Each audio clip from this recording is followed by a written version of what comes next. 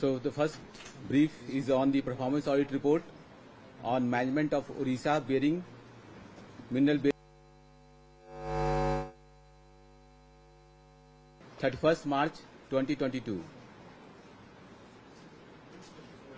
This performance audit report of the Government Controller and Auditor General of India for the year ended 31st March 2022 has been prepared for the submission to the Governor of the State of the Odisha under Article 151 of the Constitution of India and under the CAG's DPC Act 1971. The report has been laid before the legislature of the state on 2nd April 2025. As per the orders of the Honorable Supreme Court of India, 27 January 2014, 50% of the additional net present value (NPV) recovered by the state of Odisha from mining leases for the use of forest land for non-forest purposes would be used by the state through a special purpose vehicle for undertaking specific tribal welfare and area development works, so as to ensure inclusive growth of the mineral bearing areas. Accordingly, the Odisha Mineral Bearing Areas Development Corporation (OMBARC) was created on 2nd December 2014. For the above purpose, Chief Executive Officer Ad hoc Campa released on 10 January 2015 869 crore .442 crore phase 1 to the OMBARC. Further, as per the orders of the Honorable Supreme Court of India on August 2017, any iron ore or manganese ore extracted contrary to the Environmental Impact Assessment (EIA) notifications of 1994 or 2006 would constitute illegal and unlawful mining, and compensation at 100% of the price of the mineral should be recovered from 2000 to 2001 onwards. As on 31st March 2022, 16,833.54 crore were deposited by the mining leases with the OMBARC fund as compensation money phase 2 for development work in the mining affected areas. The performance audit on management of Odisha Mineral Bearing Areas Development Corporation Fund was conducted with the focus on the planning process for selection of OMBARC projects in the mining affected areas, the financial management of the OMBARC projects, the implementation of projects, assessment of the desired outcome, and monitoring mechanism and internal control system.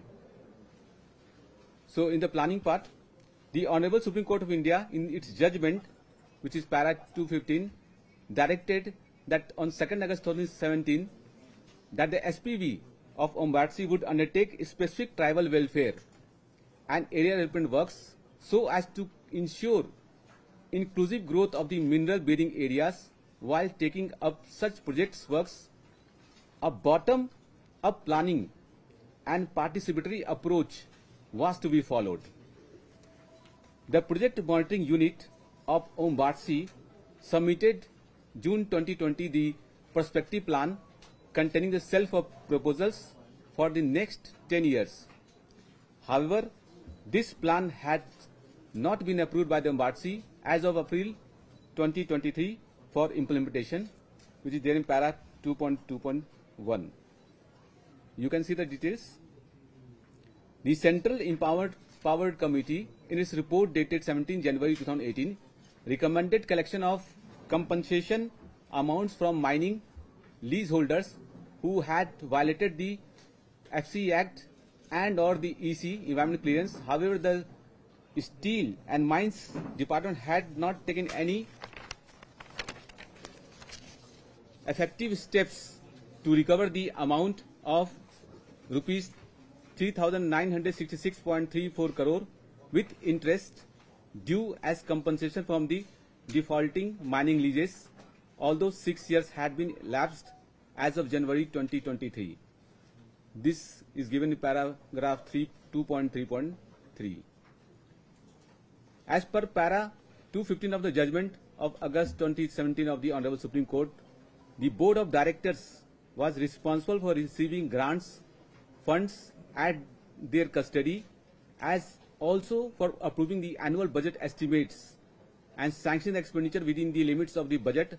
However, the budgets has not been prepared by the Ombudsman up to financial year 2019-20, due to which huge unspent balances had accumulated at the end of each year.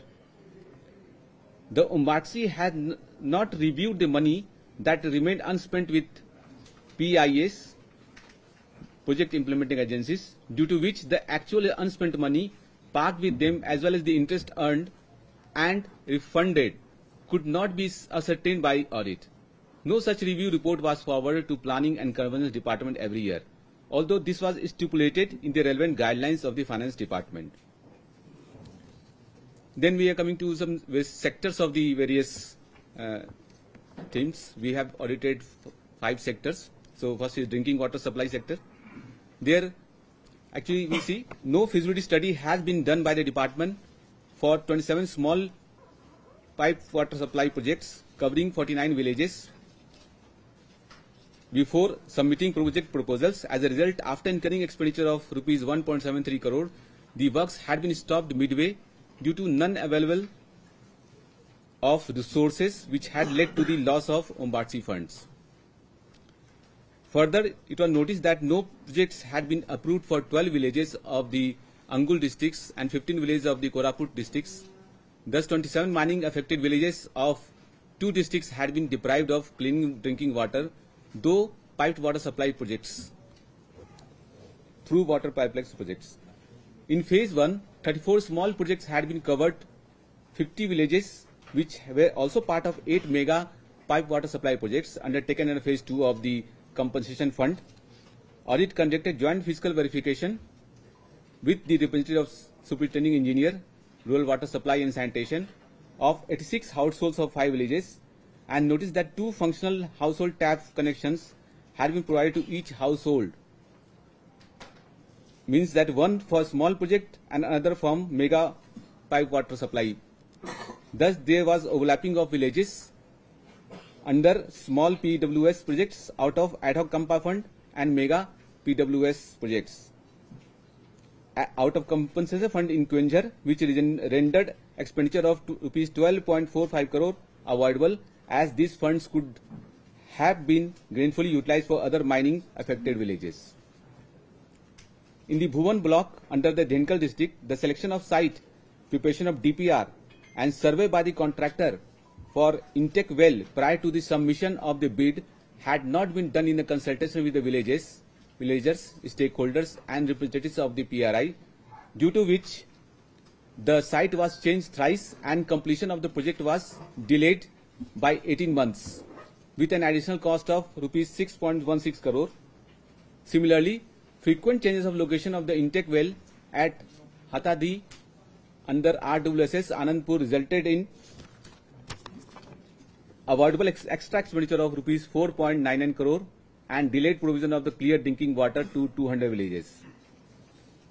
Although 15 small PWS projects executed under 2 sample divisions had been completed, payment had not been made towards operation and maintenance costs. The EAS has failed to maintain these PWS projects and also to ensure supply of clean drinking water to all households therein, rendering the longevity and sustainability of these projects costing rupees 14.03 crore doubtful in the Jajpur and Anandpur divisions. Increase of price breakup percentage for 4-item works in violation of the contract agreement resulted in excess payment of rupees 15.16 crore to the concerned contractor under the Sukinda block in Testec selections. Then comes to housing sector. The selection of eligible beneficiaries for Pakka houses was not carried out by using the bottom-up approach.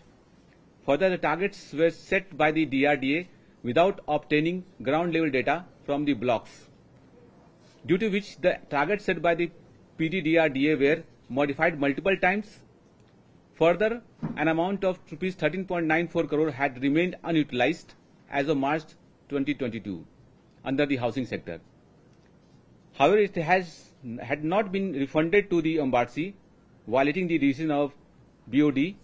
Out of 29,829 Pakka houses targeted for completion by May 2018, 979 houses had remained incomplete as of October 2022. Due to lack of monitoring, although the houses were incomplete as observed during the joint physical verification, in 10 cases in Joda, payment had been made on the basis of manipulated photographs. Next, skill development sector. Out of 200 candidates enrolled for skill development training, 191 candidates, which is 90.50%, were not from identified villages of the mineral bearing areas. Hence, the earmarked SC/ST youth of the mining affected districts were deprived of the benefits of the skill development training. Further, the expenditure of rupees 2.16 crore incurred for imparting training to 191 candidates not from the identified villages of the mineral bearing areas was irregular.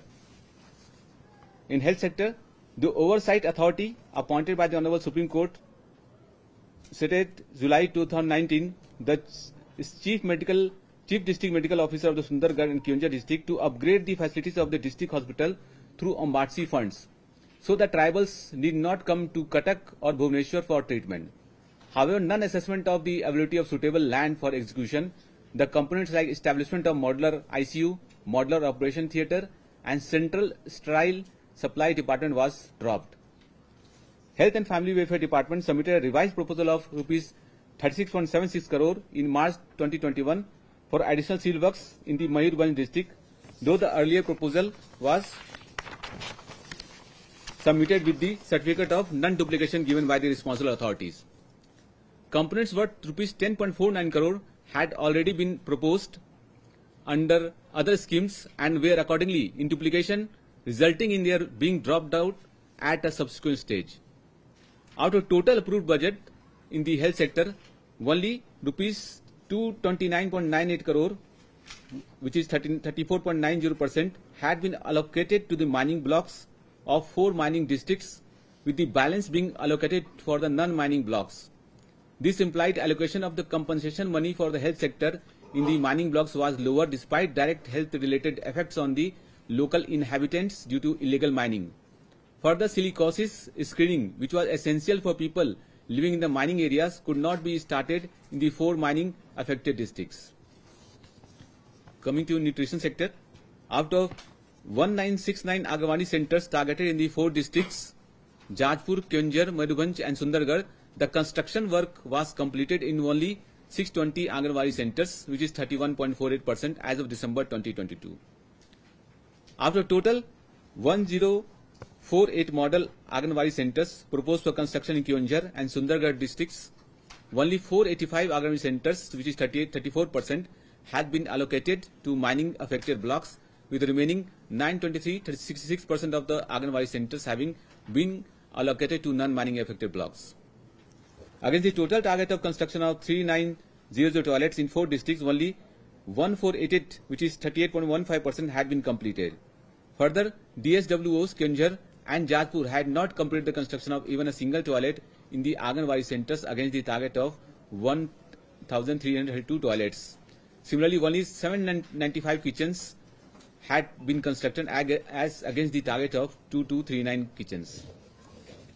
In the education sector, the State Project Director Odisha School Education Program Authority had submitted DPRs for elementary and secondary and Odisha Adarsh Vidyalayas with delays ranging from 3 to 37 months. In case of DPRs for high school transformation project under 5T, neither had any specific directions been issued in the regard to timelines for submission of DPRs, nor had any timelines been set up for completion of projects. Further, District Project Coordinator Jajpur had submitted in November 2020 a detailed project list of 78 elementary and 20 secondary schools for infrastructure development. 31 elementary and secondary schools had, however, not been included in the list, even though these schools had no minimum facilities, toilet, drinking water and electricity. The School and Mass Education Department decided in August 2020 to form a technical committee under chairmanship of the CEO Odisha Computer Application Center (CAG) to execute the work of information and communication technology (ICT) labs and smart classes at elementary and secondary schools under Ombatsi funds. CAG had, however, had not taken any initiative for installation of ICT labs in schools till the date of audit December 2022, even after lapse of more than 2 years from the formation of the committee. The agency, Mrs. Unicorps Technologies Limited, had not conducted any site survey, though this had been stipulated in the request for the proposal, due to which 688 smart class equipments in 242 schools had not been installed owing to non-readiness of the sites for installation as of September 2022. So these were the highlights of the Ombatsi report, where details are there. Executive summary is also there, and you can see the details of all the sectors. The second report, and this report was report number 11 of the year 2024. Second report is on, which is report number 12 of the year 2024, performance audit of systems and control in assessment and collection of revenue of minor mineral receipts for the year ended March 2022, Government of Odisha. Now, this performance audit report of CAG India, and the same lines was then, it was laid in on 2nd April 2025.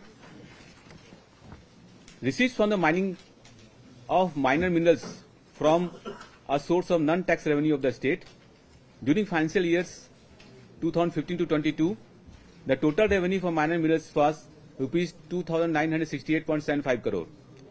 The regulation of mines and assessment and collection of minor mineral revenues is governed primarily by the Odisha Minor Mineral Concession Rules 2016. The Revenue and Disaster Management Department is responsible for regulation of minor mining sector in the state during that time of audit.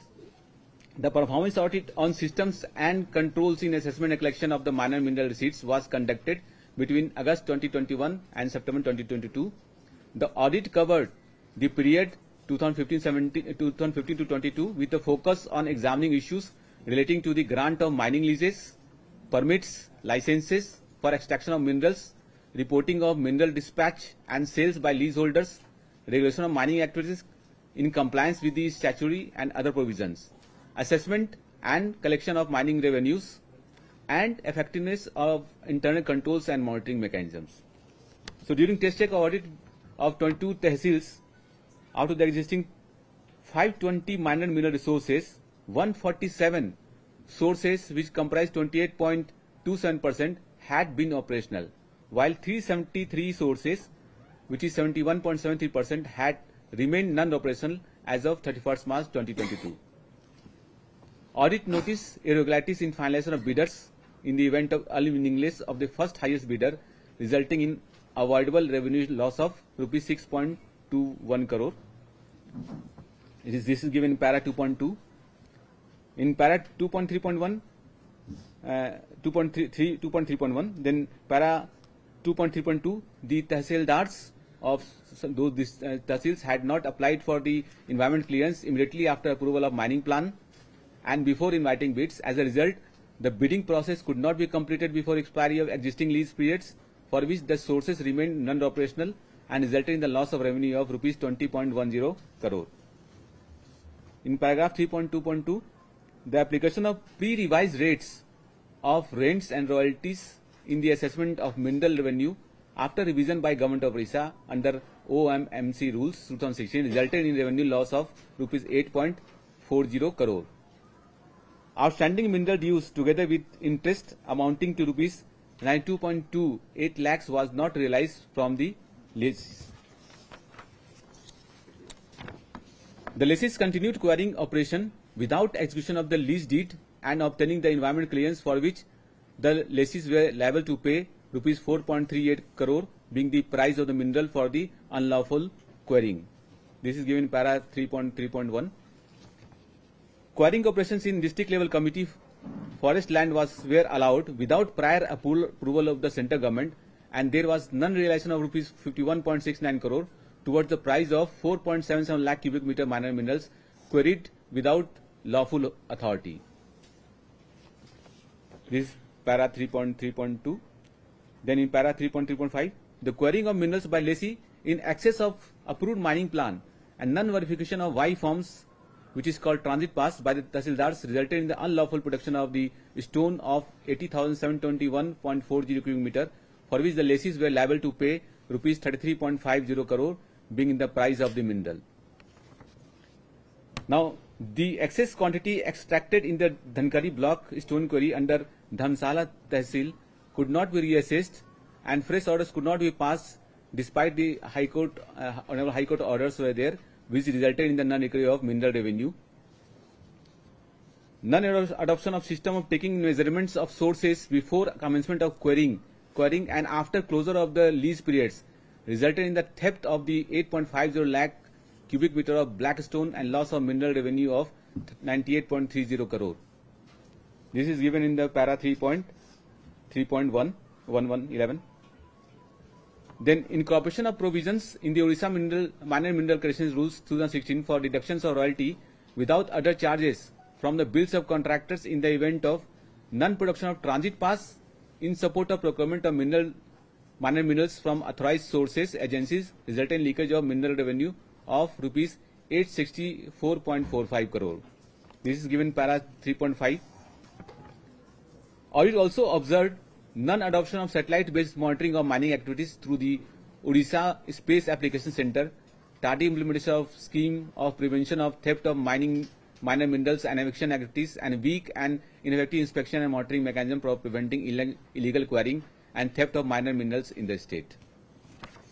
So these are the summaries. The details are there in exhibit summary also some, and in conclusions in chapter 5, so you can go through that. We have one more report late of the CAG, which is the state finances report for the year 23-24, and some highlights are there, which I will say. This report on the finance of government of Odisha assesses the financial performance of the state during 2023-24 and aims to provide state legislature with input based on audit analysis of financial data. The report is structured into 4 chapters, which overview, finance of the state, budgetary management, and quality of accounts and financial reporting practices. Some important highlights are there.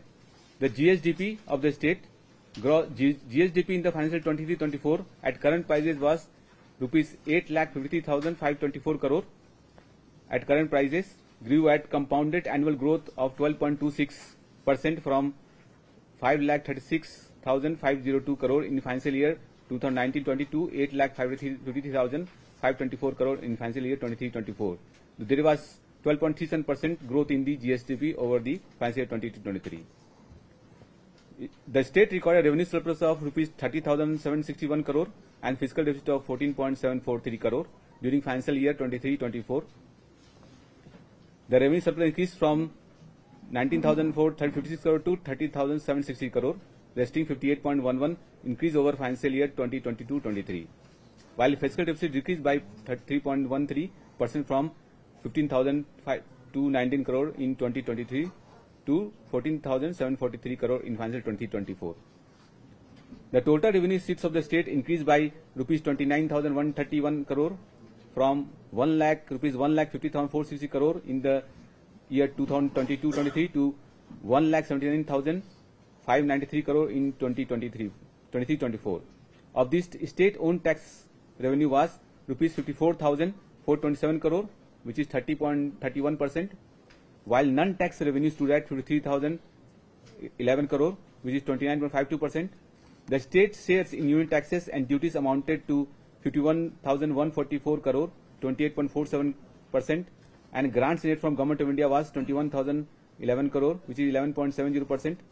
Overall, state's own contribution, own tax revenue and non-tax revenue accounted for 59.82% of the total revenue receipts, while the centre's contribution, central tax transfers and grant in aid made up 40.18% of total revenues received of the state. Similarly, the total expenditure of the state also increased from the rupees 1,20,673 crore in 2019-20 to 1,94,895 crore in 23-24. Revenue expenditure, which accounts for major share of total expenditure, increased from 99,137 crore in 2019-20 to 1,48,832 crore in 2024, indicating a steady rise in the spending on operational and welfare activities. Capital expenditure, crucial for asset creation and infrastructure development, also witnessed growth, rising from rupees 20,277 crore in 2019-20 to 43,273 crore in 2024.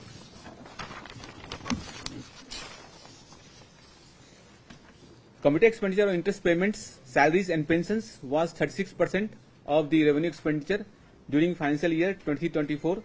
There has been decrease in subsidy as percentage of the revenue expenditure from 3.39% in financial year 1920 to 2.77% in financial year 23-24.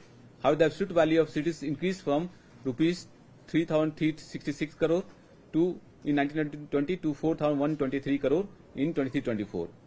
And some misclassifications was also there, so that is also there.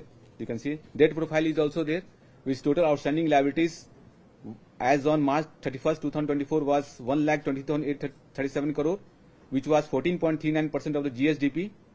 The liability of state increased by 21,137 crore from 1,700 crore in financial 2023 to this figure. Overall liabilities of the state also was 1,22,837 crore, comprised of internal debt of 50,985 crore, which is 41.51%, Government of India loans of 11,556 crore, which is 9.4%, and public account liabilities, which is of 6,296 crore, which is 49.09%. The total budget of the state during 2023-24 was 2,67,553 crore, out of which expenditure of 2,07,697.39 crore was made, resulting in savings of 59,856.09 crore.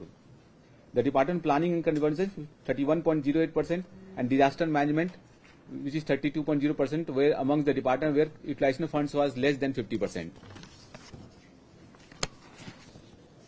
Despite the requirement of submitting utilization certificates against the conditional grants within the stipulated time period, 11,014 outstanding UCs amounting to 12,361 crore were pending as of March 2024. DC bills against AC bills, despite the requirement of submitting detailed contingent DC bills against the advance money withdrawn through the abstract contingent bills, 1,222 AC bills of rupees 103.06 crore were pending for submission of DC bills as of March 2024, out of which 816 AC bills amounting to rupees 39.78 crore pertain to the period up to March 2023. PD accounts, there were 397 PD accounts with a closing unspent balance of rupees 11,526.18 crore as of 31st March 2024. There was an increase of 60.60% in unspent balances of PD accounts over the previous year, against the requirement of the reconciliation between treasury and personal deposit accounts with respective administration. There was no reconciliation in the 91 cases as of March 31st March 2024. So these are the some basic highlights were there. Details are there in these reports. You can go through those. Thank you.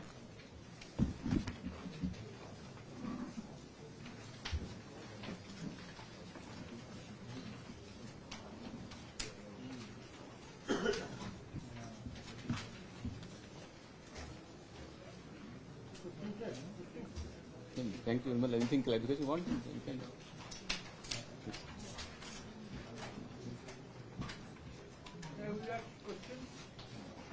Yes, you can ask. Work of the government in different departments.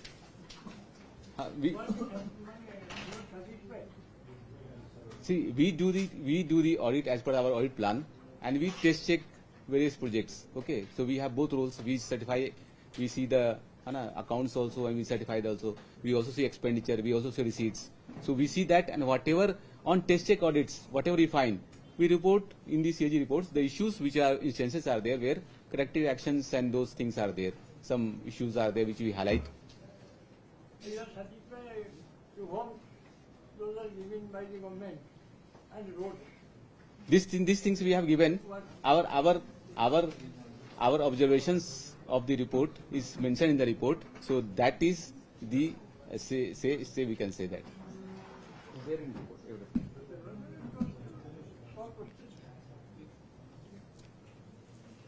It is a subjective question, right? Whether you are satisfied with the number coming. But according to your observation, the umpires had not improved last time of PIA unspent balance. Why, sir? Which one? Can you repeat? Just can you repeat the The question? umpires had not improved the PIA unspent balance No, as per your observation. you're going to that. See what happens that once funds are there.